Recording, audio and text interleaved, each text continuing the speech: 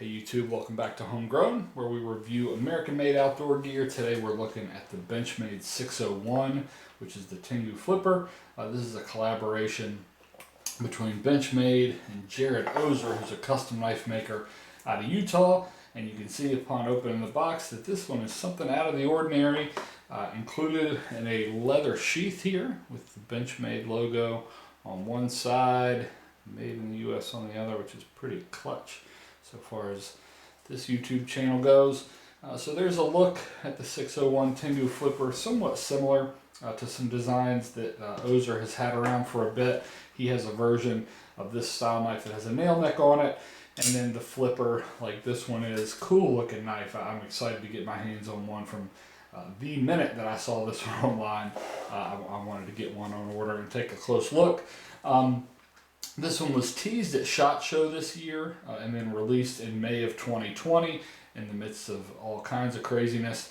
Today is June 1st, and they appear to already be out of stock in a lot of places, including Benchmade's site. So I'm guessing these are doing reasonably well out of the gate here. Dual colored G10 scales that you can see here. So white beneath the black. So that shield is actually the absence of black overlay, not sort of stamped on top. Closed, the knife is just a sleek design. The blade just about disappears inside the handle, and that white sort of frames or outlines the silhouette. The shield is a nod to some of Oeser's other designs. You'll see that on some of his custom knives, and that's another good look at the texture on those G10 handles or scales. Pretty smooth. You pick up a little bit of texture there, but not a whole lot. 20 CV steel on this knife, so that is a premium steel. I'll show that to you over here. 20 CV has great edge retention, pretty tough steel, and it is an upgrade compared to like an S30V or something like that. It can be a little bit tough to sharpen, but Benchmade will sharpen your knife for free forever, so that can check that box if you're worried about that part. You see open on this side, Jared Oeser's logo, as well as the first production notation on mine. Some folks don't like those first productions. They think it's too much on the blade, but that's pretty easy to resolve. Just don't buy a first production. Stainless steel liners on this knife, and it is a liner lock, so you just disengage it there and close it. Back spacer sticks with that black and white motif, so real, just classy looking all the way around. Reminds me of a harmonica for some reason. Good looking knife though. I've really impressed with this one overall. That is a satin finish on that knife, so that one should hold up pretty well aesthetically. And this is the Tonto style blade, which is neat. That's unique in my collection. I like you can see the edge grind changes out there toward the tip. A bit of a nice touch there. Yeah, neat knife. Hopefully that's a good first look for you. Closed, the knife is at 3.85 inches. Opens to 6.61. The blade length is 2.77 inches. Handle thickness is slender, 0.44. I'm going to show it to you in just a minute next to a mini bug out, and you'll see that dimensionally they're pretty similar. This one feels a lot more substantial, about twice the weight. Not that it's a heavy knife, but the mini bug out is just so doggone light. Blade thickness is part of that. The blade is a bit thicker on this one at 0.121. Benchmade has the weight at 2.67 ounces. I don't really have any reason to doubt that, so right at 2.7 on my scale.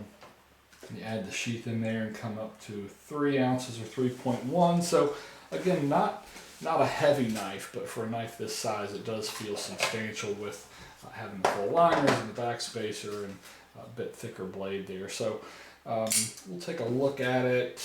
As I mentioned, mini bug out. That was the Stormtrooper that I've dyed. I did a video on that one before, so you can see sort of pivot to pivot there. Similar size. The 601 may have a little bit longer handle, but not a whole lot.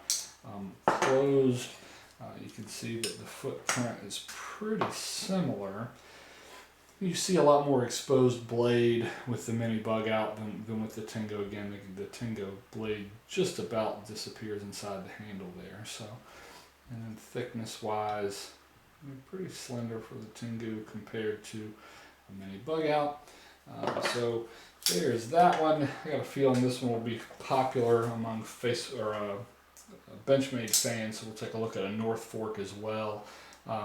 Close that one up to look at them side by side. The North Fork obviously quite a bit thicker and wider than the 601, and then with the blade open, same deal there. Blade is sort of quite a bit wider top to bottom, and they're different kind of knife for sure, but hopefully those comparisons are somewhat useful for you.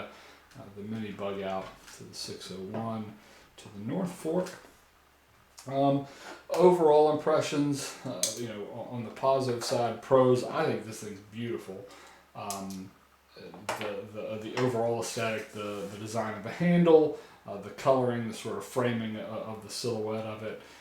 I like the blade. I like that Tonto style quite a bit. Backspacer looks cool, so aesthetically I like the knife a lot. The sheath is a nice touch, good looking as well, protects the knife in the pocket.